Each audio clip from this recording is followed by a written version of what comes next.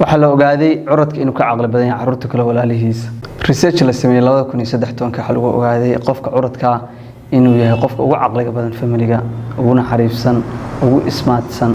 sidoo kale waxa la ogaaday hadaa taa qof curada in ay sameyn doontid lacag ka badan lacagta carruuraha walaalaha ay sameeyaan sida $100,000 iyo wax ka badan in bishii soo xareyn doontid aana tahay qof ismaada oo nolosha success badan ka gaara. sidoo kale waxa la ogaaday waalidka ilmaha curadka inay wax u baraan si aysan kuwa kale u barin, yani waalidka ilmaha curadka way u dadaalaan aad bay wax u fahansiiyaan waayo curadkoodii weeye.